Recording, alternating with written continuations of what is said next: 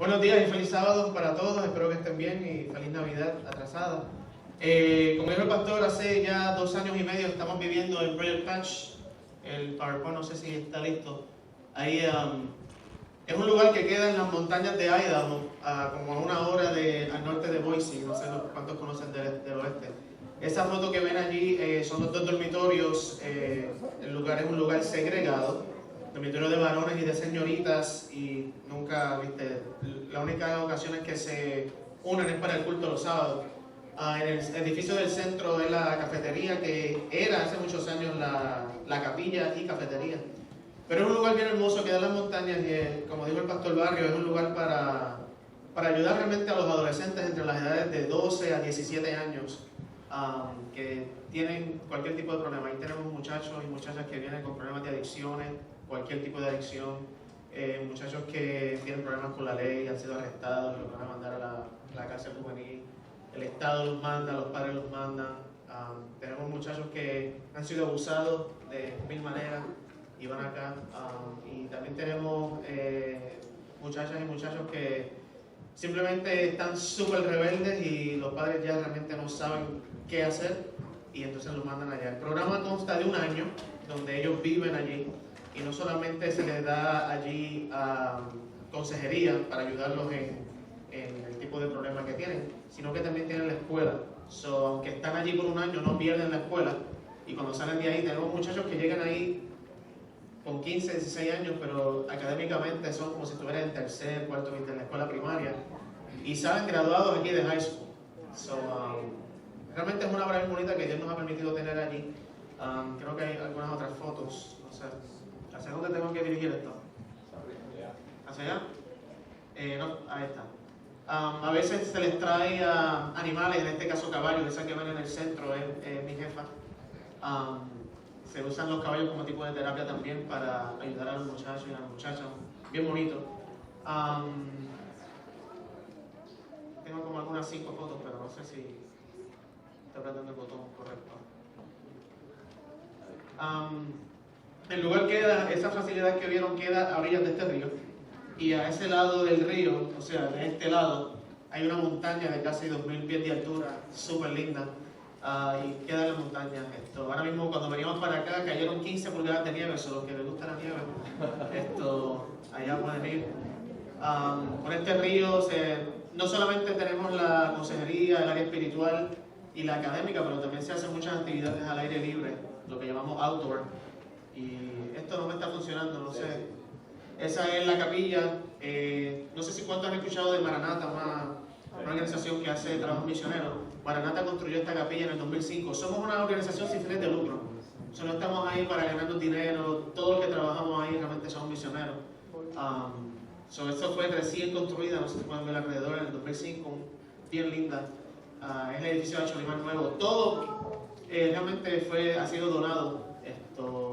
Y si tienen la oportunidad de leer un poquito más sobre el Project Patch, un pastor llamado Tom Sander fue el que Dios lo impresionó con esta idea, y es un ministerio que lleva desde 1984 sirviendo a adolescentes mayormente del área oeste de Estados Unidos, porque es donde estamos, pero tenemos estudiantes que han venido de la Florida, de aquí, de Tennessee, de Georgia. Hacemos los bautismos en el río que queda ahí. Este año pasado, para la gloria de Dios, logramos bautizar 3 adolescentes y bien lindo. Creo que hacemos hiking, ahí pueden ver tal vez la nieve abajo, si pueden verla, y hacemos water rafting, kayaking, hacemos muchas actividades al aire libre. Esa es la montaña de la que les hablaba. Y nada, es un lugar muy bonito, si quieren saber más información después podemos hablar de esto, pero estamos muy agradecidos de que Dios nos llevó allí. Han sido 2 años y medio de muchas luchas, de muchas pruebas, pero también de muchas bendiciones. Así que, anyways, eso es Project Patch, ¿ok? Vamos a... No sé si estoy haciendo esto mal, pero como que... No, debe apretar un momentito. Ok, lo dejo apretado un momentito. No funciona. No funciona. Ok, el PowerPoint no está abriendo. Ok. Bueno, vamos a tener una oración antes de comenzar con la enseñanza de hoy. Amado Padre que moras en el cielo, estamos muy agradecidos primero porque estamos vivos. Y si hay vivos, hay esperanza. Te damos gracias porque esa esperanza espero que la encontremos solo en Cristo Jesús. Te pedimos, Señor, que tu Espíritu continúe aquí con nosotros, que sea impartido a cada uno de nosotros, para que nos dé sabiduría, inteligencia y sobre todo nos ayudes a pensar, a usar nuestro cerebro, a razonar las cosas que vamos a escuchar de tu palabra, porque tú nos has invitado a razonar contigo. Y te pido que al hacer todo eso, Señor, tu Espíritu impresione nuestras mentes con la enseñanza que tú tienes para nosotros. Y podamos salir de aquí esta tarde, Señor, con un mejor conocimiento de quién tú eres. Pero como vamos a estudiar, Señor, eso es muy importante. Yo te pido, Señor, primero también que me perdones de todos mis pecados y que hoy, Señor, me uses un instrumento tuyo, aunque no soy digno. Y que no sean mis palabras, sean las tuyas. Que tu bendición sea dada a cada uno de nosotros. Es en el nombre de Jesús que te lo pedimos. Amén. Muy bien, perfecto. El tema de hoy se llama acusación. ¿De qué trata la Biblia? Sí, vamos, cada persona va a tener una historia diferente, ¿no? Pero la historia de la Biblia la podemos resumir en 3 palabras. La de Génesis, Apocalipsis y la historia de la Biblia, 3 palabras. Y espero que, no sé si me pueden ayudar tal vez arriba, esto no... Esta. Creación, conflicto, una más. Y pacto. De Génesis a Apocalipsis, eso es lo que vamos a encontrar en toda la Biblia. Creación, conflicto y pacto. De hecho, si entramos a la Biblia por la puerta del frente, y la puerta del frente en este caso sería Génesis. Génesis capítulo 1 y 2, lo que vamos a encontrar es al ser humano, que fue en inglés el clímax de la creación de Dios, como ven en esa foto, en un mundo nuevo, en una relación totalmente íntima con su creador, con Dios su amigo. Eso es lo que encontramos en el Génesis, si vamos por la puerta del frente. Ahora, si entramos en la Biblia por la parte de atrás, ¿qué libro encontramos? Apocalipsis, Revelaciones. ¿Y saben lo que encontramos en el capítulo 21 y 22 de Apocalipsis? Exactamente lo mismo que encontramos en Génesis. Al ser humano recreado, en un mundo nuevo, en una relación íntima y estrecha con su creador y su amigo, Cristo Jesús. Y todo esto, el resto de la Biblia, si cogemos, aquí de Éxodo hasta Judas, el resto de la Biblia, de lo que nos habla es del conflicto, nos habla de la creación y nos habla del pacto. Y en el mundo de hoy tenemos mucho conflicto, demasiado de conflicto. Y si abrimos los periódicos, eso es todo lo que vemos. Sin embargo, el conflicto del cual la Biblia habla no es un conflicto físico. Es un conflicto en el que muchos llaman el conflicto de las edades, o el conflicto de los hijos, o el gran conflicto entre Dios y Satanás. La Biblia nos habla un poco sobre este personaje que llamamos nosotros hoy Satanás, que Satanás realmente viene del hebreo Satán, ¿ok? Que significa enemigo, adversario y acusador. El nombre Satán no es un nombre como decir Pedro, María, Juan, Rosario. Realmente el nombre Satán es un nombre que describe quién es este personaje. Y saben que en la época antigua, hoy tal vez no se usa mucho, pero en la época antigua se acostumbraba a dar nombre a las personas por alguna cualidad de carácter de los padres, por alguna cualidad de carácter que se veía en los bebés, o que los padres esperaban que los bebés tuvieran. Así que cuando hablamos de Satanás o de este gran Satán, estamos hablando de este enemigo, este adversario, este acusador. Pero la pregunta ahora es, ¿a quién acusa Satanás? Este adversario, este enemigo nuestro, ¿a quién acusa? Y obviamente pues nos acusa a nosotros, ¿verdad? Pero principalmente, su acusación principal, que empezó en Génesis, y lo vamos a ver hoy, y continúa hasta el sol de hoy, es una acusación hacia Jesús, hacia Dios. ¿Quién es Dios? Y vamos a ver que esta acusación no solo fue introducida en nuestro mundo, sino que fue creída, y la creencia de esa acusación va a cambiar tu percepción de quién es Dios. Si tú crees la acusación de Satanás, vas a tener una idea totalmente errónea de quién es verdaderamente Dios. Y eso es lo que él ha hecho. Si ustedes van al libro de Mateo, y viste, no tienen que ir ahí ahora, pero Mateo, el capítulo 1, ¿cuál es el último libro del Antiguo Testamento? ¿Alguien sabe? Malaquías, gracias. So, entre medio de Malaquías y Mateo, en algunas Biblias, usted va a encontrar la página más inútil de las Sagradas Escrituras, con todo respeto. Y no me apedreen todavía. ¿Por qué? Porque la mayoría de las Biblias tiene una página entre medio de Malaquías y Mateo que hace ¿qué cosa? División. Separa, divide. Y entonces dice Nuevo Testamento. Y entonces usted pasa a la página y entra a Mateo. Esa página no está en los originales, obviamente. Es una página introducida por los publicadores de las Biblias para que usted y yo hoy sepamos que algo es Antiguo Testamento y Viejo Testamento.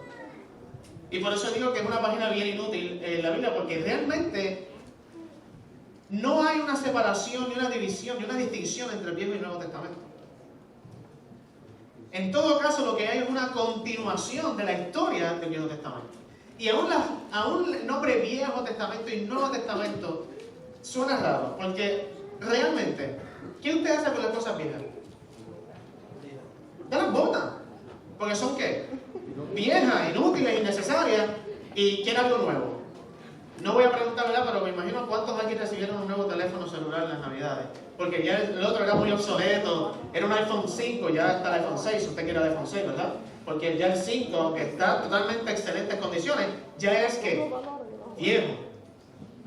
Y esos términos a veces nos traen a la mente conceptos erróneos de lo que es el Viejo Testamento y el Nuevo Testamento. En el Viejo Testamento usted va a encontrar a Jesús en el pacto y también va a encontrar a Jesús en el conflicto. Y cuando va al Nuevo Testamento es exactamente lo mismo. Es una continuación. ¿Cuál es mi punto? La historia del Viejo y Nuevo Testamento pueden parecer diferentes, pero son realmente las mismas. Y en este mundo también tenemos muchas cosas que son hermosas. Quiero enseñarle algunas fotos aquí. No hay nada más hermoso que un bebé, ¿verdad? Recién nacido. ¿Cuántos aquí son padres? Aunque su hijo sea, y con todo respeto, ¿verdad?, el más feo del mundo, usted lo va a ver lindo, hermoso, porque es su hijo, ¿verdad? Los bebés son hermosos para todo padre. Este verano tuve la oportunidad de hacer una foto de Yellowstone National Park. No sé cuántos han ido a Yellowstone. Si no han ido, debe hacer un viaje allá. Un lugar hermoso. Y, viste, aquí en Estados Unidos tenemos el privilegio de tener muchos parques nacionales donde se puede observar esa naturaleza que Dios hizo, que parece que está intacta realmente, aunque han habido casi ya 6.000 años de pecado. Ayer tuvimos la oportunidad de ver bisontes. Tuvimos una experiencia cercana con un bisonte que no lo voy a contar ahora, pero fue muy chistosa. Y no hay nada más hermoso que el sabor, y me van a disculpar de nuevo, de un aguacate caribeño, puertorriqueño, dominicano, cubano, lo que sea. ¿Cuántos son caribeños aquí? Usted sabe lo que estoy hablando. Ese sabor de ese aguacate es algo hermoso que no se puede comparar con nada. Y cuando usted va a un supermercado y encuentra estos aguacates que usted dice, ¿realmente esto es un aguacate? Cuando usted va a su país, esos aguacates son los más hermosos, los más sabrosos del mundo. Tenemos cosas hermosas en nuestro mundo, pero también hay cosas horribles en nuestro mundo. En nuestro mundo tenemos genocidios, tenemos racismo y discriminación, tenemos el tráfico sexual y de esclavitud. En esta altura, en el siglo XXI, hay muchos esclavos, especialmente en este país. Tenemos muchos desastres naturales. Esta semana ha estado lloviendo, ¿verdad?, que parece un diluvio. Este mundo está lleno de cosas hermosas, pero también de cosas horribles. ¿De dónde vienen las cosas horribles? Pero cuando leemos la Biblia vemos que Dios creó todo como horrible o lindo. Lindo, era bello, era hermoso. La Biblia nos habla un poco del origen y nos explica de dónde sale este conflicto, estas cosas horribles que podemos ver en el mundo. En una serie de versos que yo llamo versos satánicos. Y hoy solamente vamos a ver dos de ellos ahora al principio, para que ustedes vean de dónde viene la acusación y por qué hay un conflicto entre Dios y Satanás. El primero lo encontramos en el libro de Job, y les voy a pedir que abran sus Biblias en el libro de Job, el capítulo 1.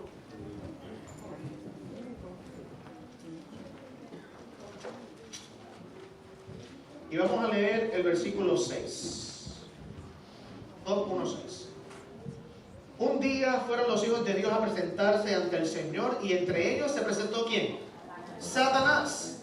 Y Dios le preguntó a Satanás, ¿de dónde vienes? Y Satanás respondió, bueno, de rodear la tierra y de andar por ella. Y el resto de la historia la sabemos. Dios En Puerto Rico lo llamamos tirar al medio. Tiró al medio allá a Job y le dice a Satanás, Satanás, ¿tú has visto a mi siervo Job? Un hombre que mira, es intachable. No vas a encontrar a nadie como él en la tierra. ¿Y cuál es la respuesta que Satanás le da a Dios? Le dice, ¿en serio, Dios? ¿Tú estás hablando en serio? Tú y yo sabemos, le dice Satanás a Dios, tú y yo sabemos que la única razón por la cual Job te obedece y supuestamente te ama es porque tú has prosperado. Este tipo tiene chavo que ni votándolo se acaba. Tiene el banco, en Puerto Rico hay un banco virado de tantos chavos que tiene el banco, o plata, no sé cómo lo llaman. Esa es la única razón por la cual Él te obedece y te ama. Pero si tú le quitas todas esas bendiciones, ¿sabes lo que pasa? Él va a buscar otro Dios. Y en esta frase vemos la acusación que Satanás está haciendo, pero tenemos que verla tras bastidores, porque en esas palabras no se ve. Pero ustedes saben lo que Satanás realmente estaba diciéndole a Dios. Satanás dijo, Dios, ¿tú sabes qué? Tú y yo sabemos que en ti, en tu persona, en tu carácter, no hay nada lindo que atraiga a Job a adorar. Lo único que lo atrae es la prosperidad que tú le das. Y por eso si tú le quitas la prosperidad y te ve a ti por quien tú eres, Él no te va a seguir. Esa es la acusación. Que en Dios, Dios no tiene nada lindo en sí mismo para que tú y yo lo amemos. Y luego Dios le dice a Satanás, ok, yo acepto el challenge, acepto el reto, vamos a ver si es verdad. Y sabemos la historia de Job. La segunda acusación, el segundo verso satánico, lo encontramos en el libro de Mateo capítulo 4, y no tienen que ir ahí, pero en Mateo 4 vemos la tentación de Jesús, lo primero que aparece en Mateo 4. Y la primera tentación, Satanás se le aparece después de 40 días, Jesús está ayunando, y le dice, si tú eres ¿quién? El Hijo de Dios, haz que estas piedras se conviertan en pan. Lo interesante del asunto es que si usted va a Mateo capítulo 3, el capítulo anterior, usted va a encontrar que Mateo capítulo 3 habla del bautismo de Jesús. Y justo después que Jesús es bautizado, se escucha una voz desde el cielo. Algunos pensaban que era un trueno, otros pensaron que era el viento, pero algunos escucharon una voz. ¿Y qué fue lo que dijo esa voz? ¿Este es quién? Mi Hijo amado. En el capítulo anterior, el mismo Padre reconoce que Jesús es su Hijo. Sin embargo, aquí viene Satanás con la acusación de que Jesús es un impostor. Es un falso. Si tú eres el Hijo de Dios, cuando ya Dios lo ha confirmado. Aquí vemos este conflicto y estas acusaciones que Satanás hace de Dios acerca de su persona y de quién es Él. Y la acusación es hacia Dios, no hacia nosotros. Y esa es la acusación original. En Apocalipsis capítulo 12, luego de pasar por casi 5 o 6 mil años de historia, vemos que esta acusación finalmente es acallada. ¿Cómo se acalla una acusación? Si alguien lo acusa a usted de algo, ¿cómo usted hace para refutar esa acusación? Se defiende. Se defiende, ¿verdad? ¿Y cómo normalmente nos defendemos? Si alguien lo acusa a usted de algo, se empiezan a quitar los relojes y empiezan a pelear. Vamos a defendernos. No, tal vez usted empieza a decir algunos facts, no sé cómo... Hechos. Gracias. Algunos hechos que contradicen lo que otra persona está diciendo. Pero ¿qué pasa cuando usted está tratando de defenderse y hay personas alrededor? Crea duda. Crea duda. Así que si usted se defiende aún con palabras, las personas que lo rodean no saben.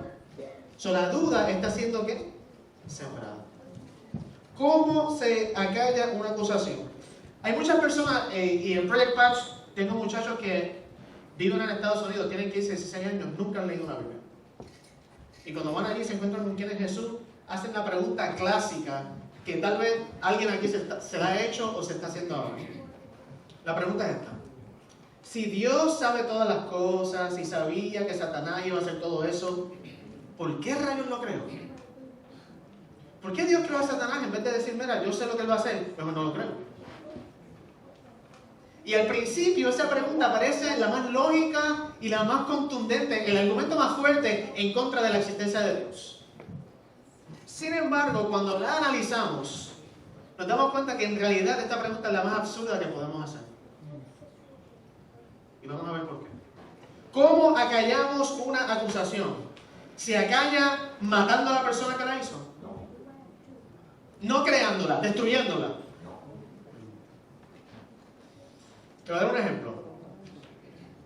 Y un ejemplo que en parte es cierto. El presidente de esta nación, Barack Obama, fue acusado hace varios años atrás, y yo creo que está el de todavía, de que él realmente no es americano, que él es musulmán, que realmente sus documentos son totalmente falsificados y que él es un musulmán que trabaja para los musulmanes, tal vez para ISIS o otro grupo así terrorista, y que su objetivo principal es destruir los Estados Unidos de América.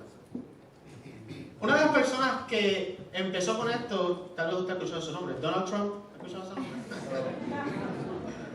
Donald Trump empezó con esto. Ahora le hago una pregunta. Cuando Donald Trump salió con esta acusación hacia el presidente, usted no es americano, usted es un falsante, usted lo que quiere es destruir esta nación, ¿qué hubiera pasado con esa acusación si 3 días después en los headlines de CNN y Fox News aparece Donald Trump está desaparecido? Y 24 horas después encuentran su cuerpo muerto. La destrucción de Donald Trump, ¿qué hubiera hecho con la acusación? ¿Debilitarla o fortalecerla? Ustedes ven ahora por qué la pregunta, si Dios sabía todas las cosas, ¿por qué lo creó? Porque si lo hubiera destruido o no lo hubiera creado en primer lugar, fortalecía la idea que Satanás empezó a sembrar. Y por eso no podemos destruir una acusación destruyendo a la persona que acusa. Por eso cuando Satanás o Lucifer en aquel momento trae la acusación, Dios no lo destruye instantáneamente, porque si lo hubiera destruido ahí, ¿qué hubiera pasado con la acusación de Lucifer? Se hubiera fortalecido. ¿Interesante? Así que, ¿cómo se acalla una acusación? Porque sabemos que este conflicto no es físico, es un conflicto ni siquiera espiritual. Vamos a Apocalipsis 12, fue nuestra lectura bíblica. Apocalipsis 12, versículo 9. ¿Hasta ahora está haciendo sentido esto? Muy bien. Apocalipsis capítulo 12, versículo 9, nos dice: y fue lanzado fuera ese gran dragón, la serpiente antigua que se llama Diablo y Satanás, que engaña a todo el mundo. Fue arrojado a la tierra y sus ángeles fueron arrojados por él. ¿Qué es engañar? ¿Se recuerdan que el nombre Satán significa adversario, significa engañador, enemigo? El que acusa. ¿Qué significa engañar? Y creo que acá en la pantalla lo tenemos. Engañar, según el diccionario, significa inducir a otro a creer y tener por cierto lo que no es. Dar a la mentira una apariencia de ¿qué? De verdad. Eso es engañar. Usted está poniendo una mentira y está tratando de aparentar que esa mentira realmente no es mentira, es verdadera. De paso, nadie que es engañado sabe que es una mentira. Si no, no fuera engaño. Y dice la Biblia que Satanás engaña a ¿cuántas personas del mundo? Todo el mundo. Hermano, eso no incluye usted y a mí. Usted pertenece al mundo. Y no estamos hablando del mundo cristianos y el mundo. Estamos hablando de los seres humanos que viven en este mundo. Yo creo que todos nosotros en cierto sentido estamos siendo engañados por Satanás. Y la razón es porque no sabemos quién es verdaderamente Dios. Y estamos creyendo la acusación que Satanás hace de Dios. Pero vamos a hablar un poquito más de eso ahorita. ¿Cómo se mata una idea? No se mata la idea. Este engaño no se tira al lado, no se destruye matando a la persona que originó la idea. Sino que el engaño, la acusación, tiene que ser destruida solamente cuando la despruebas, la refutas, la revelas y la desenmascaras. Es la única manera en que la mentira y el engaño pueden ser totalmente destruidos. En el latín hay una frase que se llama reductio ad absurdum. Y yo no sé, yo no hablo latín, pero eso fue lo mejor que puedo hacer. Esta idea es bien antigua y la idea de reductio ad absurdum es que tú coges una idea falsa y la única manera en que con un argumento tú la destruyes es probando que si tú crees ese argumento, el resultado es absurdo y es irreal. Te voy a dar un ejemplo. En la Edad Media se creía que el planeta Tierra era como flat, plano. Y que si los barcos iban hacia la orilla, por ahí habían dragones y... Bueno, y sabemos la historia. Desde que esa idea se originó, y hoy en día los historiadores están diciendo que realmente eso no era la creencia de las personas en aquella época, pero eso es irrelevante para ahora.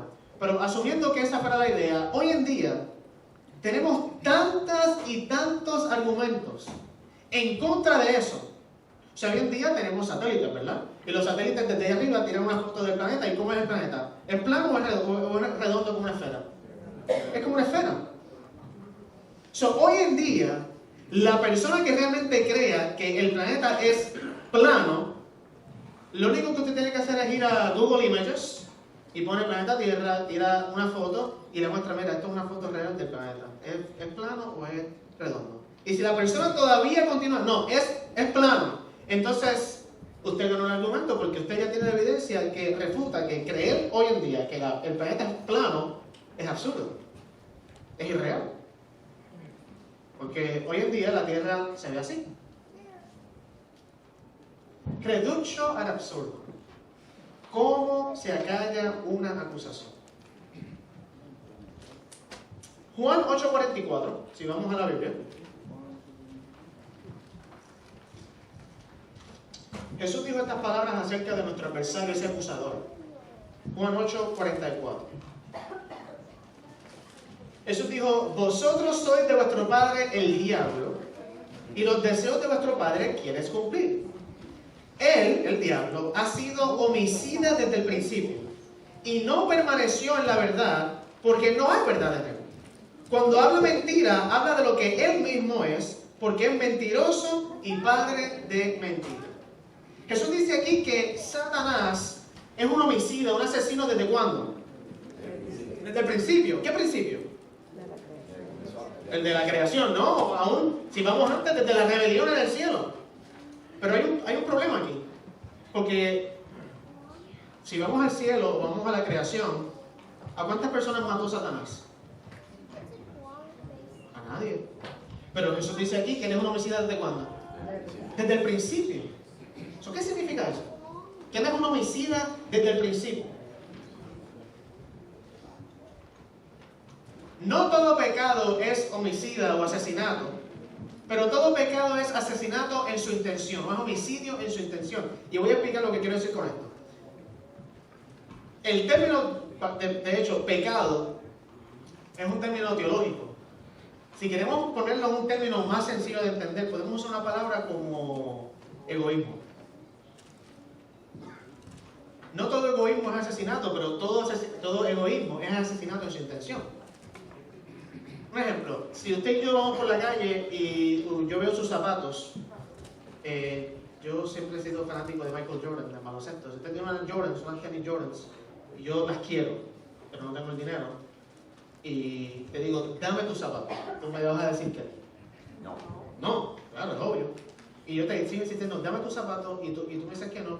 Y yo quiero esos zapatos tanto que entonces yo saco una pistola y te digo, dame tus zapatos. Y tú lo que haces es que sacas tu pistola y me dices, no te voy a dar mis zapatos. ¿Verdad?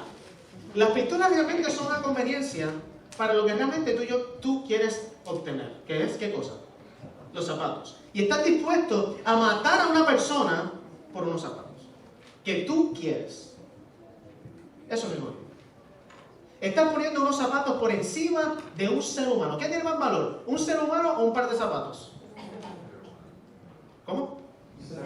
Oh, gracias. Pensé que había un poquito de duda. El ser humano, por supuesto. Pero cuando el egoísmo entra en nuestro corazón, nosotros preferimos matar a alguien con tal de tener lo que yo quiero. ¿Se dan cuenta? Y por eso no todo pecado es asesinato o homicidio literalmente, como Satanás no mató a nadie, pero el pecado, el egoísmo, es asesinato en su intención, es poner lo que yo quiero y mis deseos por encima de todos y de todas las cosas. Y eso fue lo que introdujo Satanás. Y vamos a ver un ejemplo ahora. Cuando Jesús dijo que Satanás fue un asesino desde el principio, lo que dijo fue que Satanás introdujo el principio que si se sigue a su más lógica conclusión, resultaría en la eliminación de todos, excepto el gran yo. saben que tenemos que admitir una realidad. Yo creo que todos hemos sido culpables de esto. Hemos puesto cosas, posiciones, principios por encima de cualquier cosa para yo poder quedar bien. Así que con todo esto, si Dios mata al que inició la idea, hubiera confirmado la idea de que el egoísmo y la fuerza son las leyes que operan en el universo, incluyendo a Dios mismo. Que Dios es egoísta y por eso destruyó, porque Satanás estaba en contra de él, y para poder entonces aplacar la rebelión, lo que hizo fue que lo mató. La acusación hubiera sido confirmada, hubiera engrandecido más que debilitado. Vamos a Génesis entonces para ver el ejemplo de esto que acabamos de leer. Génesis capítulo 3.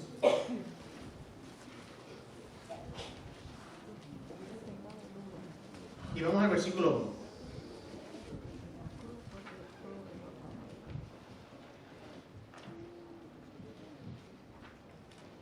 La Biblia dice: la serpiente, el más astuto de todos los animales del campo que Dios el Señor había hecho, dijo a la mujer: así que Dios te dijo que no comas de ningún árbol del huerto. Ahora, la pregunta aquí el punto es que dice la Biblia que la serpiente era el animal más ¿qué?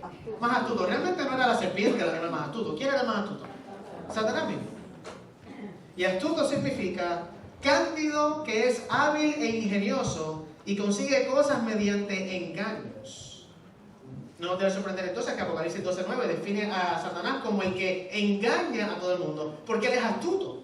Y es interesante que Moisés, cuando escribe esta narración, obviamente impresionado por Dios, no escribe Satanás era un ángel muy poderoso y fuerte. No, porque no lo era.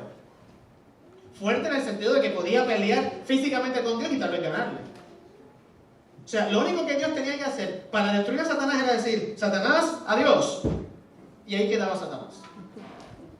Así que la Biblia nos dice que este ser, Satán, era el más astuto.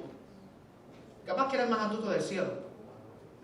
Pero empieza con esta acusación y este engaño bien solapadamente, con que Dios dijo que no pueden comer de ningún árbol. Pregunta, ¿eso fue lo que realmente dijo Dios? No. Claro que no, lo sabemos. Génesis 2:16, Dios dice: de todo árbol puedes comer, excepto de uno. Pregunta que les hago: ¿cuántos árboles ustedes creen que existían frutales en el jardín del Edén? Vamos a poner un número. ¿Podemos ponerle 1000? ¿Ustedes creen que habían por lo menos 1000 árboles diferentes? ¿O eso es una exageración? Muy poco, claro. Vamos a usar 1000 para beneficio de la analogía. Dios le está diciendo a Adán y a Eva: ustedes pueden comer de estos miles de árboles, excepto de uno. La pregunta que le hago: esa petición, ¿es justa o injusta? ¿Qué ustedes creen? Claro. Bueno, desde el punto de vista humano, si tú me dices: hay 1000 carros que tú puedes usar excepto uno, yo te voy a decir: pues mira, yo estoy bien. 1000, eso es tremendo. Hay 1000 casas que tú puedes vivir excepto en una, excelente. Sin embargo, Satanás entra y acusa solapadamente, porque él es el engañador, es bien astuto, con que Dios dijo que no puedes comer de ningún árbol. Y eso puso la mente de Eva a patinar y dijo: oh, espérate, ¿qué? No estoy entendiendo muy bien. Entonces Eva, si usted sigue el relato bíblico, empieza a tener una conversación con esta serpiente, que yo no sé usted, pero si yo estoy un día caminando por el campo y hay un animal que me habla, lo último que yo puedo pensar es empezar a hablar con ese animal. Pero por alguna razón, Eva comienza una conversación con esta serpiente, y más que eso, Eva trata de defender a Dios. Y dice: no, serpiente, estás equivocada. Lo que Dios dijo fue que de todo árbol podemos comer, menos de uno, el árbol del conocimiento del bien y del mal. Y entonces aquí vemos cómo la primera realidad de quién es verdaderamente Dios. Satanás hasta el sol de hoy quiere hacerte a ti y a mí pensar de que Dios es un Dios de restricción en vez de un Dios de libertad. Porque vamos a ser sinceros, un Dios que te dice de 1000 cosas puedes hacer excepto una, ¿es un Dios de restricción o de libertad? De libertad. Eso es quien realmente Dios es. Y como adventistas del séptimo día, muchas veces pensamos lo contrario, Que Dios es un Dios de restricción. No puedes hacer esto, no puedes hacer esto, no puedes hacer aquello, no puedes ir allí, no puedes hacer nada. Y de poca libertad. Hemos creído la mentira. La acusación ha sido creída por todos nosotros. Si creemos que Dios es un Dios de restricción en vez de un Dios de libertad. Y fue la primera acusación que Satanás le hace al ser humano acerca de Dios. Dios no es un Dios de libertad, mírate, te dijo que no puedes comer de nada. El primer engaño de Satanás se compone de 3 partes. Y quiero que sigan esta gráfica un poquito. En Génesis 3.1, ¿cuál es la acusación y cómo se aclara? Ya hablamos de la acusación. Y vamos a darle para adelante a esto. La acusación realmente es quién es Dios y cómo es Él. El engaño de Satanás tiene 3 partes. Y vamos a leer entonces aquí los versículos en Génesis 3, 2. La mujer respondió a la serpiente: del fruto de los árboles del jardín podemos comer, pero del fruto del árbol que está en medio del jardín, Dios dijo: no comas de él, ni lo toques, para que no mueras. Entonces la serpiente le dijo a la mujer: ¿no es cierto? ¿No qué? No morirás. La primera rama de este engaño satánico es un ataque directo a que Dios es confuso. Fíjate, ¿Dios te dijo que sí o que no? Dime tú, no entiendo. De que Dios es irrazonable. No puedes comer de ninguno. Y entre que Dios es ese. Y que Dios es restrictivo. ¡Wow! Todo para Él, nada para ti.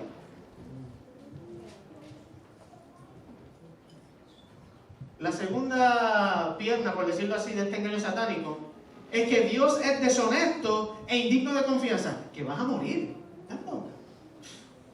Al contrario, vas a ser como ¿quién? Le dijo la serpiente. Vas a ser como Dios. Así que Dios, la acusación tras bastidores de esas palabras es que Dios es deshonesto. Él te dijo que vas a morir, pero en realidad no vas a morir. No puedes confiar en Dios. Y que Dios no es digno de confianza. ¿Por qué creer en alguien que te miente? Y por último, el ciclo del engaño satánico es que Dios es egoísta y solo busca su propio bienestar. La única razón por la cual Dios te dijo que no comieras de ese fruto es que Dios no quiere que tú seas como Él. Porque Él quiere ser el único en su clase. Así que Dios es egoísta y solo está buscando su propio bienestar. Y este ciclo se continúa con cada tentación, con cada engaño satánico. El punto y la acusación principal es esta: Dios es confuso, irrazonable y restrictivo. Dios es deshonesto e indigno de confianza. Y Dios es egoísta y solo busca su propio bienestar. Y el ciclo continúa. Esta, hermanos, es la acusación de Satanás. Si Dios es así en realidad, ¿cuántos aquí quisieran seguir un Dios así? Nadie en su sano juicio quiere seguir un Dios así. Por lo tanto, cuando esta acusación fue introducida en el jardín del Edén y Eva empezó a darle cabeza a lo que la serpiente había dicho, dijo: oye, ¿sabes qué, serpiente? That makes sense.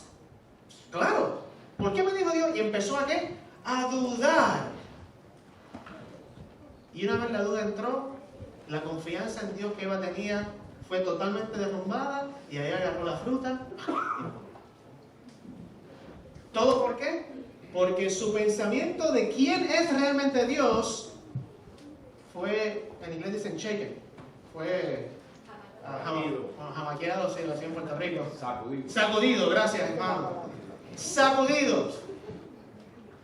Y la pregunta que me hago es: ¿cuántos de nosotros tenemos una idea errónea de quién es Dios? Y no importa, tú puedes llevar 30, 50 años en la iglesia adventista o en cualquier otra denominación cristiana. ¿Realmente tienes un conocimiento verdadero de quién es Dios? ¿O has creído la acusación? Así que ahora la acusación no solo ha sido presentada, peor aún, la acusación ha sido creída. Y una vez ese germen de la acusación ha entrado en este mundo, tenemos todo este centro de historia humana de conflicto. De personas que no saben realmente quién es Dios y dudan de Dios. Porque han creído ¿qué cosa? La acusación. Así que vamos de nuevo a Génesis 3 y vamos a seguir analizando este capítulo. Yo espero que ustedes no tengan prisa hoy en salir, espero que me perdonen. Entonces, vamos a tardar un poquito. Génesis 3, 6 al 9. Vamos a leer el 5, perdón. O el 4. Entonces la serpiente replicó a la mujer: no es cierto, no morirás. sino que Dios sabe que el día que comas de él serán abiertos tus ojos y serás como Dios, conocedora del bien y del mal. Y cuando la mujer vio que el árbol era bueno para comer, agradable a los ojos y codiciable para alcanzar sabiduría, tomó de su fruto y comió, y también de su esposo que comió más que ella. Entonces se abrieron sus ojos y al darse cuenta que estaban desnudos, cosieron hojas de higuera y se las ciñeron. Entonces oyeron el andar de Dios, el Señor que se paseaba por el jardín a la brisa del atardecer, y el hombre y su esposa se escondieron de la presencia entre los árboles del jardín. Pero Dios, el Señor, llamó al hombre y le dijo: ¿dónde estás? Aquí vemos en estos versículos que el hombre se esconde de Dios porque tiene ¿qué cosa? Miedo o vergüenza. Es interesante porque en Génesis capítulo 2 nos dice que Adán y Eva estaban desnudos y no se avergonzaban. Sin embargo, ahora ha pasado algo, un cambio mental, de pensamiento, donde ahora se sienten desnudos, se ven desnudos y ahora tienen vergüenza y se cubren. La vergüenza da paso al miedo y el miedo da paso a cubrirse o abrigarse. Eso da paso a esconderse y eso da paso entonces a culparse el uno al otro. Y si seguimos leyendo acá, la pregunta es: ellos escuchan la voz de Dios, tienen miedo, se esconden, porque piensan que Dios lo que viene es a condenarlos. La pregunta que les hago: ¿para qué venía Dios a hablar con ellos? ¿Dios sabía lo que había pasado, sí o no? O sea, ¿para qué llegó Dios? ¿Por qué Dios empezó? Adán y Eva, ¿dónde están? Adán y Eva piensan que como Dios sabe lo que ellos han hecho, Dios lo que viene con la correa, o en Puerto Rico con la chancleta, a darle, ¿qué fue lo que tú hiciste? ¡Ah! Porque ahora tienen una idea errónea de quién es Dios. Y ahora no ven a Dios como ese ser amoroso que da todo por el todo por ellos. Ahora tienen temor de Dios porque creyeron la acusación. ¿Y saben para qué Dios vino? Jesús venía simplemente para decir: ¿sabes qué? Yo sé lo que ustedes hicieron, pero quiero que sepan que se proveyó una vía de escape. Si ha proveído salvación, no tienes que morir ahora. Va a haber alguien que morirá por ti. Sin embargo, ellos estaban asustados, escondidos allí por temor. ¿Dios ha cambiado? No. Porque Dios no cambia. Dios te ama igual cuando caes y cuando no caes, después de caer y antes de caer en el pecado. Él te ama de la misma manera todo el tiempo. Él no cambia. El que cambia somos nosotros y nuestra percepción de quién es Dios.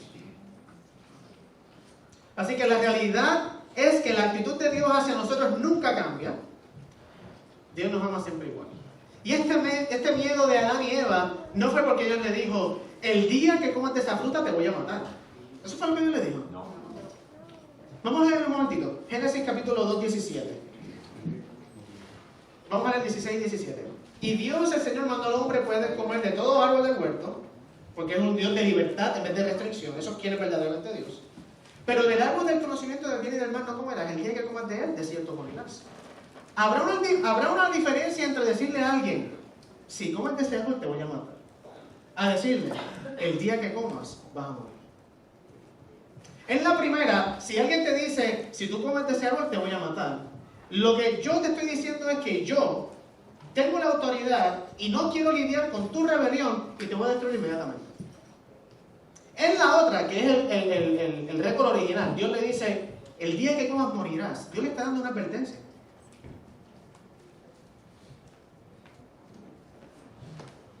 Y aquí podemos entrar en un debate teológico. ¿Quién es el que mata? ¿Dios o el pecado? Qué bueno. Buenos teológicos aquí. Porque el pecado en sí, cuando pecas, el resultado lógico, el resultado por excelencia es la muerte. Si Dios simplemente le está advirtiendo: si tú no confías en mí, en lo que te estoy diciendo, que si comes vas a morir, entonces vas a morir. No porque yo te voy a matar, pero es el resultado directo de creer y de no confiar en mí. Así que no fue porque Dios le dijo que te iba a matar. Y Dios entonces aparece en el huerto con el único propósito de decir esas buenas noticias. Porque una percepción, y lo voy a poner aquí en la pantalla, una percepción equivocada sobre quién es Dios resulta en una actitud equivocada hacia Dios. Y por eso a veces como cristianos adventistas muchas veces sentimos una carga y un peso encima cuando tenemos que hacer cosas para Dios, porque no tenemos una percepción correcta de quién es Dios. Y cuando no entendemos quién es Dios, todo nos va a resultar una carga. Una percepción equivocada sobre Dios resulta en una actitud equivocada hacia Dios. Y ahora venimos a la iglesia por miedo, leemos la Biblia, tenemos cultos y queremos hacer cosas buenas por temor a que si no lo hacemos, voy para el infierno.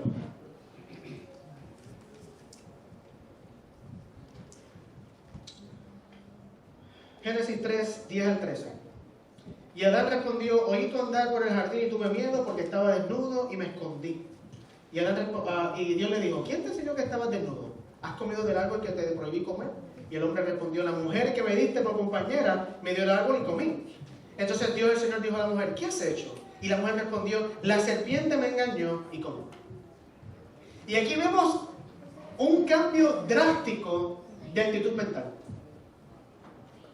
Aquí vemos que en un atento por preservar su existencia, Adán ahora acusa a su mujer y la tira al medio y le dice: no fui yo, fue ella. Y se esconde detrás de su mujer para él salvar su vida y que pase lo que Dios quiera con Eva. Cuando Dios va donde Eva, ¿qué hace Eva?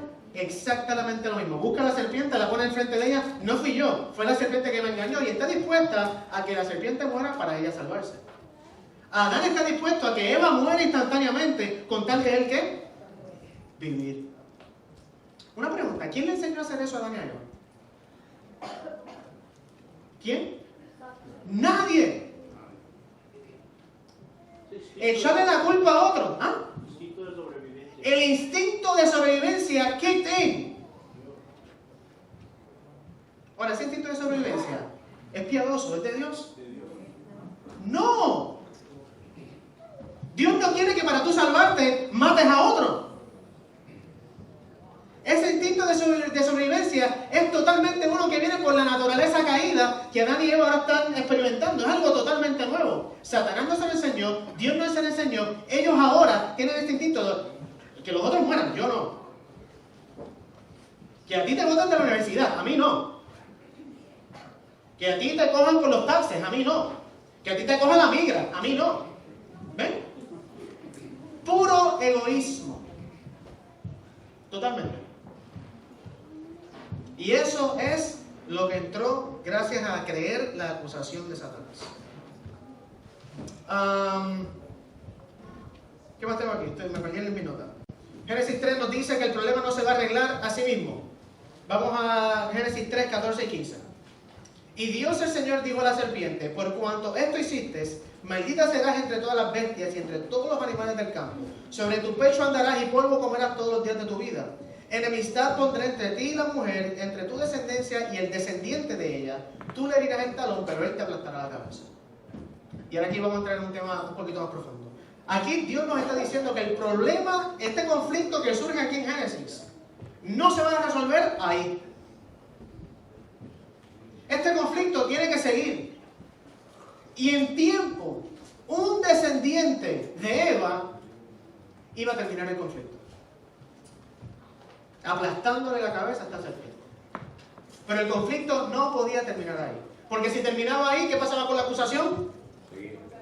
Se fortalecía. No podía terminar ahí.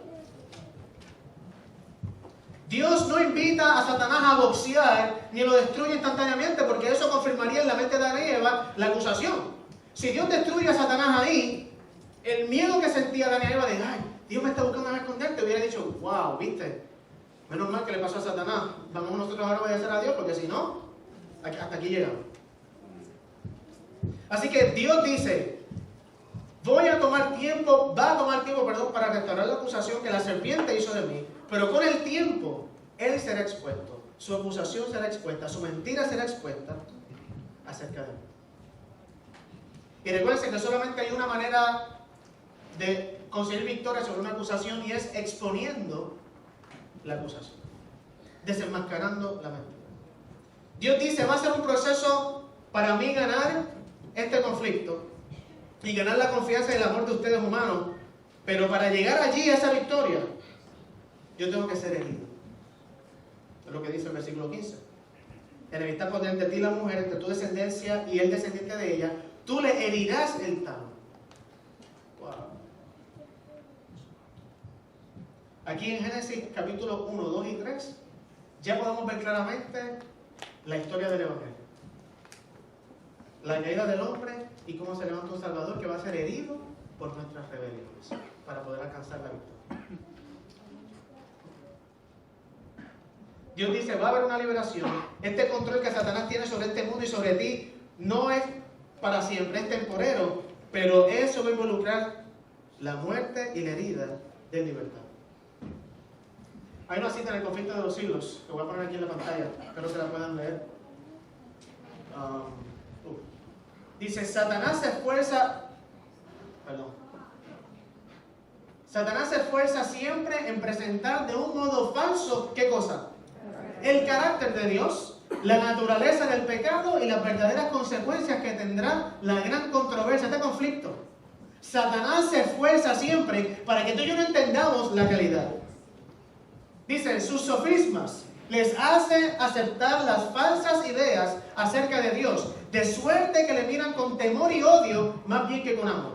Atribuye al Creador la crueldad inherente a su propio carácter. Cuando creemos la mentira acerca de Dios, vamos a tener una percepción equivocada de Él y no vamos a conocer, no vamos a confiar en un Dios así. Este hombre que ustedes vieron ya aquí se llama Richard Dawkins, no sé cuántos de ustedes lo conocen. Él es el más acérrimo enemigo del cristianismo hoy en día. Él es considerado el mejor ateo del mundo y se pasa haciendo campañas en contra de todas las personas que creen en la creación o en el intelligent design, el diseño inteligente. Gracias, eso mismo. Gracias. Anyway, él escribió este libro que se llama The God Delusion, el espejismo de Dios.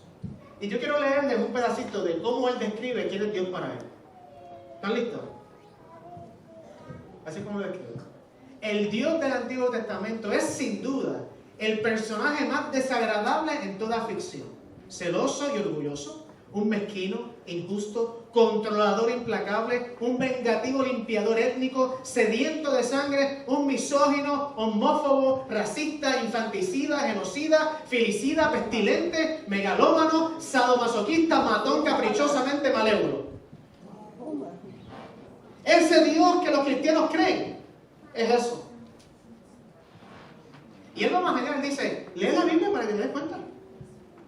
Lee la Biblia, vas a ver. ¿Qué idea de Dios ustedes creen que tiene este hombre en su mente? Bueno, él aquí lo dice. Y si, exacto, a eso vamos ahora. Si esto es realmente que él es Dios, ¿quién quiere seguir a este Dios? Nadie. Y por eso Satanás infiltra esta acusación y este engaño para que tú y yo creamos algo totalmente falso de quién es Dios y no queramos seguir a Dios. Porque es que es lógico. ¿Quién quiere seguir a un Dios que es un mezquino, injusto, controlador, implacable, vengativo, limpiador étnico? Nadie. Pero Génesis 3 nos dice que el pecado es la consecuencia natural e inevitable de creer una mentira sobre Dios. Esto lo dice el pastor David Asher. El pecado es la consecuencia natural e inevitable de creer una ¿qué? Una mentira sobre Dios. Y quiero enfatizar este punto de nuevo. No creas que porque llevas muchos años en la iglesia, tú sabes quién es verdaderamente Dios. Porque tengo que confesarle, yo tengo 38 años y llevo 2 años y medio viviendo en estas montañas de Patch y en estos 2 años y medio he conocido cosas de Dios que en todas mis vidas antes no sabía. Y el pecado es la consecuencia, estoy de acuerdo con el pastor Asher, el pecado es la consecuencia natural e inevitable de creer una mentira sobre Dios. En el caso de Eva, comer no fue el pecado en sí mismo. Cuando ella creyó la mentira de Satanás y desconfió de Dios, pecó. El comer fue solamente el resultado natural e inevitable de creer la mentira de Dios. Y lo opuesto también es cierto.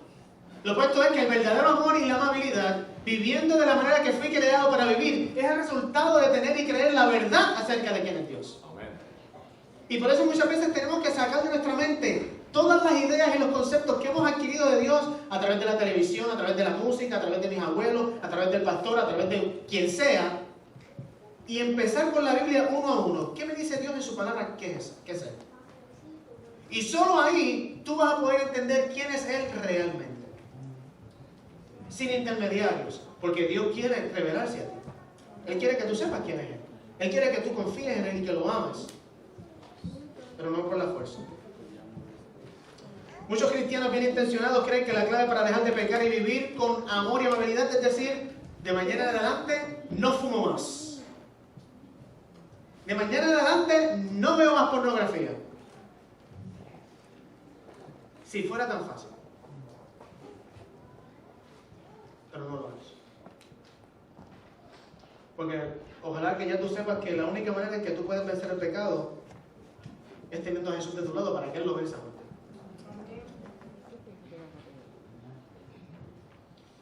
Vivir correctamente resulta de ver a Dios correctamente. Cuando conocen la verdad acerca de Dios, querrán vivir una buena vida. Génesis 1 y 2 nos dice que cuando dudamos de quién es Dios, la libertad desaparece. Y ya vimos que Dios no es un Dios de restricciones, sino un Dios de ¿qué? De libertad. ¿Y cuántos habrán aquí hoy creyendo que Dios es un Dios dominante como Richard Dawkins? Que no quiere tu libertad y que cuando tú tratas de ser libre, Él te castiga. Todo porque tenemos un concepto equivocado de quién es Dios. Vamos a Apocalipsis 12 y ya estamos terminando, se lo prometo. Apocalipsis capítulo 12. Y vamos a leer los versículos 7 al 10. Hubo una gran batalla en el cielo, Miguel y sus ángeles combatieron al dragón, y el dragón y sus ángeles combatieron. Pero estos no prevalecieron y se halló más lugar para ellos en el cielo. Y fue lanzado fuera ese gran dragón, la serpiente antigua que se llama Diablo y Satanás, que engaña a todo el mundo. Fue arrojado a la tierra y sus ángeles fueron arrojados con él. Entonces oí una gran voz en el cielo que decía, ahora, en este instante, ha llegado la salvación, el poder y el reinado de nuestro Dios y la autoridad de su Cristo, porque ha sido arrojado el acusador de nuestros hermanos, que los acusaba día y noche ante nuestro Dios. Este personaje Miguel aparece solamente en 3 libros de la Biblia: Daniel, Judas y Apocalipsis, por el nombre Miguel. Y siempre aparece, o casi siempre aparece, en un contexto de guerra. De hecho, el nombre Miguel significa el que es como Dios. Y aquí vemos que hay un conflicto entre este Miguel y este dragón, que sabemos que es Satanás porque es una referencia directa. El dragón, la serpiente antigua, Génesis capítulo 3. Un conflicto que hay entre este Miguel y este Satanás, este dragón. Y finalmente este Satanás, este acusador, este engañador es arrojado, lanzado fuera de él. En 2 versículos, en los versículos 9 y 10 me parece, la expresión lanzado fuera, arrojado fuera aparece 4 veces. Es como si Juan quisiera decirnos algo a través del énfasis en ese punto. Fue lanzado, fue arrojado. ¿Cómo y cuándo es la pregunta? ¿Fue arrojado? Vamos a Juan 12:31 para encontrar la respuesta. Palabras de Jesús. Juan 12:31, y voy a ir rapidito por el tiempo. Dice, ahora, dijo Jesús, ahora. Es interesante que Apocalipsis 12 nos dice, ahora la salvación, el reino, ha llegado. Y aquí Jesús nos dice, ahora es el juicio de este mundo. Ahora el príncipe de este mundo será echado fuera. Ahora, dijo Jesús, que no sea el momento donde él estaba viviendo. Pero dice que el príncipe de este mundo, esa palabra príncipe en el griego es la palabra arcón. Y arcón se refiere a alguien que tiene una posición, primera posición en todo. Por ejemplo, el arcón en el griego de una ciudad sería su alcalde. ¿Okay? El arcón de un estado sería su gobernador. Y el arcón de un país, ¿qué sería? El presidente. Jesús dijo, ahora el arcón, el que está primero aquí en el mandato, el gobernador de este mundo, va a ser ¿qué? Echado fuera. La misma palabra de Apocalipsis 12. Jesús dijo que Satanás gobierna este mundo, pero que algo ocurrió que rompió el gobierno que él tenía. ¿Qué fue? ¿Cómo es acallada la acusación? ¿Cómo fue arrojado este gran dragón? ¿Es Jesús viniendo como un superhéroe? No sé cuántos conocen al pastor Ty Gibson, mayormente está en el área oeste. Pero él habla sobre lo que él llama el mito de libertad por la fuerza. Y hoy en día, hermanos, nosotros estamos siendo bombardeados. Díganos, usted va a Walmart, a cualquier tienda y los ve ahí. ¿Cuántos han escuchado de los Avengers? Vamos, levante la mano. Tenga miedo. Claro, los Avengers, usted lo ve en todos lados. Tal vez lo debo decir por otro nombre. ¿Cuántos conocen quién es Capitán América? Ah, claro. Capitán América, Thor. ¿Saben quién es Thor? Iron Man. Claro, todo eso. ¿Es así como Jesús lanza y arroja fuera a Satanás? Jesús viendo vestido con la vestidura de Iron Man, con la fuerza o el martillo de Thor, y viene aquí y le dice: Satanás, ¿ahora qué? Y empieza a darle vuelta a ese martillo, lo arroja, le da un martillazo a Satanás en la cabeza y lo destruye. Lo convierte en 1000 pedazos. Ty Gibson habla de el mito de libertad por la fuerza o la violencia. Estamos acostumbrados a ver que cuando se comete una injusticia, la única solución para deshacerse de la injusticia es haciendo violencia. Y vencemos la injusticia con violencia. Porque eso es lo que vemos en las películas. Todos los superhéroes, no importa cuáles sean, lo que usan es la fuerza o el engaño para vencer a la injusticia. ¿Es así como Dios viene? Jesús no aparece como con la vestimenta de Iron Man y el martillo de Thor para hacer pedazos a Satanás, no. Jesús no es un Rambo que viene con una ametralladora ahí. No. ¿Cómo es que Jesús echa fuera a Satanás? Hermanos, esto es lo más glorioso del tema. Juan 12:32. Juan 12:32. Jesús continúa diciendo: y cuando yo sea levantado, a todos atraeré a mí mismo. ¿Cómo es que Jesús acalla la acusación de Satanás? ¿Por la fuerza? No. ¿En un debate de ideas con Satanás? ¿Un debate filosófico? No. Con un acto de amor. Cuando yo sea levantado de la tierra, a todos atraeré a mí mismo. Si Él atrae a las personas, no es por la fuerza, no es por la manipulación. Las personas tienen que hacer una decisión racional y tomar la decisión: yo quiero seguir a ese hombre. Porque Él ha sido levantado. Cuando Jesús murió en una horrible cruz, allí crucificado, suspendido entre el cielo y la tierra, Jesús dijo: cuando eso ocurra, Satanás perdió.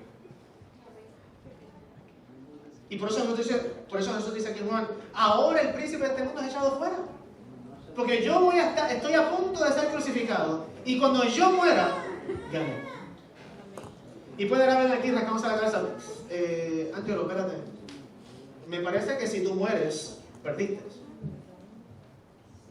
Porque estamos acostumbrados a que cuando alguien muere, pierde. Pero no así con Dios. Su muerte es la victoria. Su muerte es el pisotón en la cabeza de la serpiente, que fue prometida a Eva. Dijo: el conflicto no va a terminar ahora, pero algún día esto va a ocurrir. Y ahí, conflicto final. Es interesante que los judíos esperaban un Mesías guerrero, un rey que se levantaría en contra del imperio romano y los destruiría y los pondría a los judíos a reinar. Pero ese Mesías, Jesús, tiene el atrevimiento de decir: cuando yo sea burlado, cuando yo sea maltratado, cuando yo sea herido, cuando yo sea crucificado,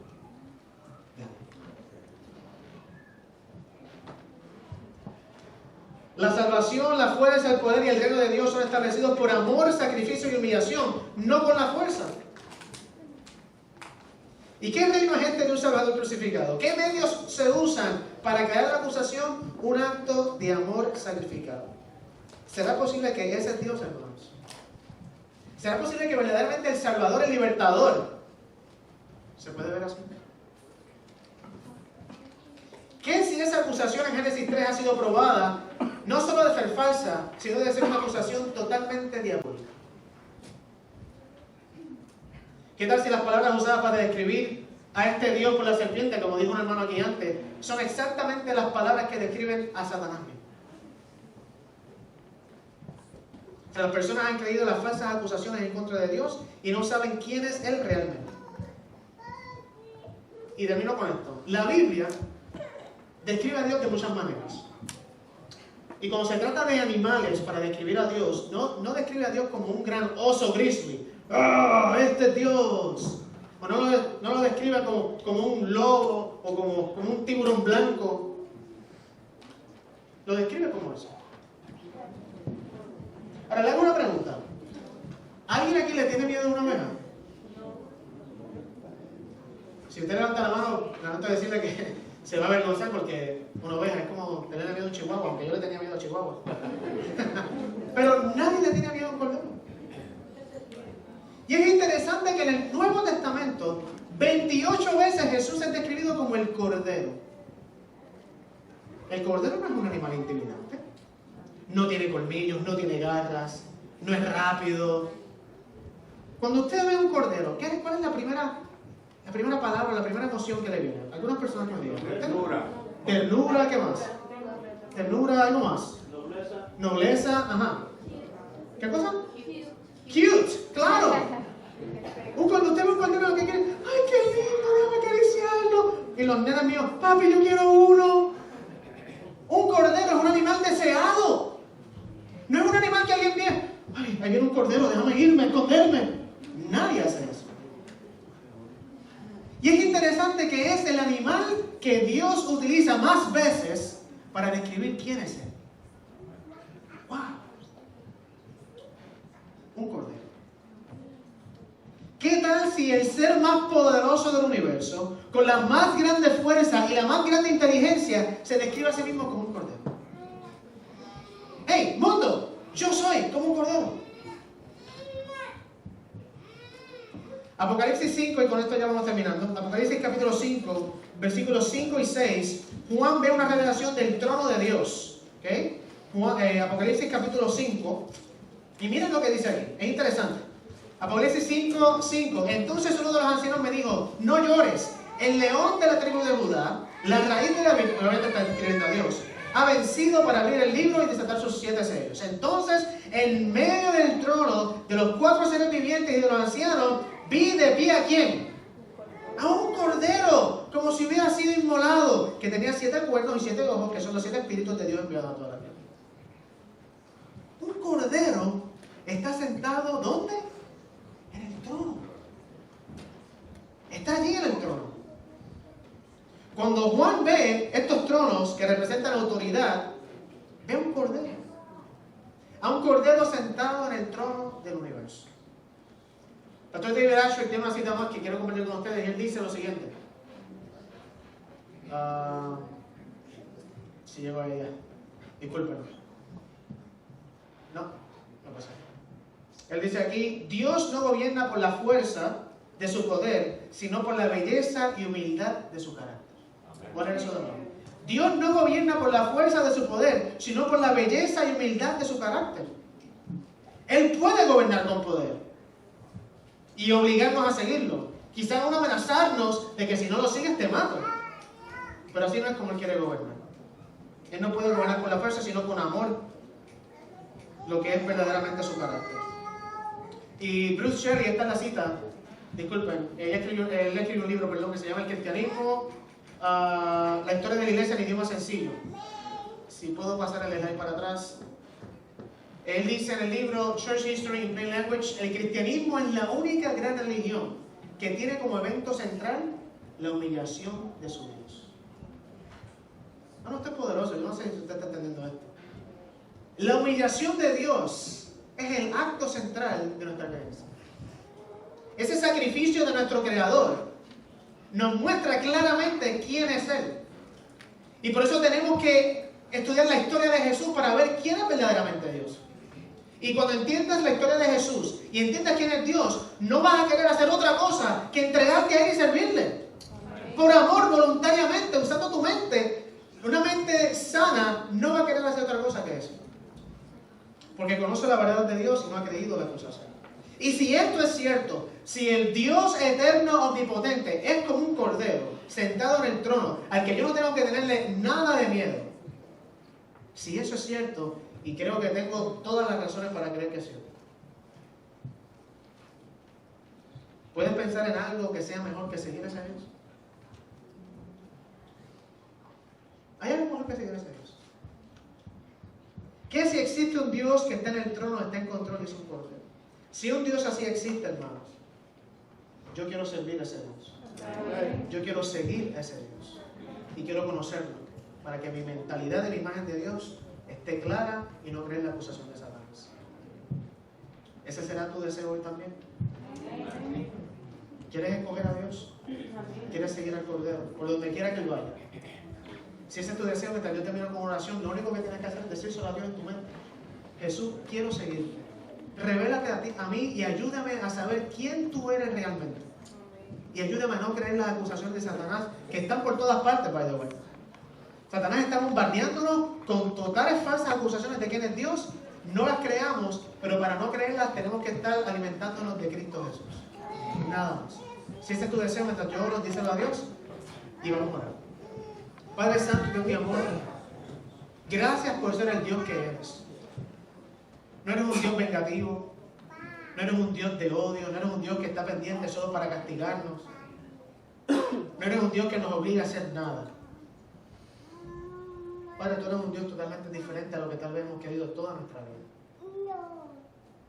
Y te quiero suplicar, Padre, que envíes tu Espíritu para que nos guíe y nos muestre, nos revele quién eres tú realmente. Hoy vimos solamente algunas cositas, esto es nada. Cuando vamos a la Biblia, Señor, tu palabra, tú te revelas de una manera tan y tan poderosa que no va a quedar duda de quién verdaderamente tú eres y el engaño satánico será desenmascarado. Y no lo vamos a creer más en tu nombre. Para que podamos, Señor, con una mente limpia y racional, creer la verdad de quién tú eres y seguirte, porque ¿cómo no vamos a seguirte? Después de saber quién tú eres y lo que has hecho por cada uno de nosotros. Dios, no somos dignos de nada de ti, no somos dignos de tu bondad en lo absoluto. Pero gracias porque tú eres ese Dios, que eres fiel a pesar de nuestra infidelidad. Que nos amas cuando caemos y cuando no caemos. Que eres el mismo y quieres lo mejor para nosotros. Padre, en este momento, si hay alguien que ha decidido en su corazón seguirte, alguien que ha decidido ahora mismo y que te está pidiendo de lo más profundo de su corazón, Padre, revélate a mí, dime quién tú eres. Ayúdame a dejar de creer en las mentiras y los engaños satánicos. Padre, yo te ruego que te envíes tu Espíritu con más poder y envíes más ángeles del cielo para que guíen, protejan y guarden a estas personas.